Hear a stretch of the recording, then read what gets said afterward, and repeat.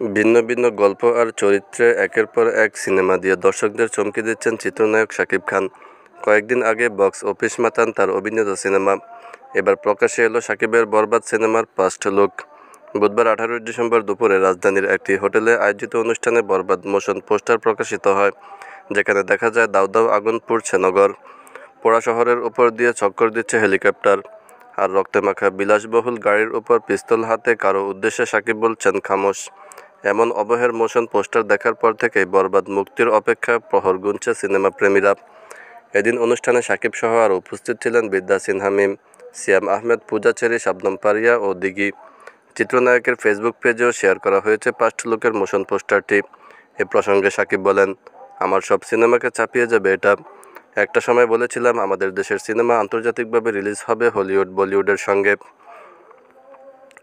এখন আমাদের সিনেমা বিশ্বের 7টি মহাদেশে মুক্তি পায়। এর আগে প্রিয়তমার ভালোবাসা পেয়েছি, তুফান করেছি, এবার বরবাদ সব কিছুকে ছাড়িয়ে যাবে। সেদিন আর বেশি দূরে নয়, আমাদের ছবি 100 থেকে 200 কোটিরও ক্লাবে যাবে। বর্তমানে বরবাদ সিনেমা নিয়ে ব্যস্ত সময় পার করছেন শাকিব। গেল 20 অক্টোবর শুটিং শুরু হয়েছিল সিনেমাটির। বরবাদ বেশিরভাগ শুটিং মুম্বাইতে হয়। 2025 সালে ঈদ উল ফিতরে বাংলাদেশ সহ বিশ্বব্যাপী মুক্তি পাবে সিনেমাটি। এটি নির্মাণ মেহেদী হাসান হৃদয়। বরবাদ সিনেমার শাকিব ছাড়াও আরও অভিনয় করেছেন ইদিকা পাল।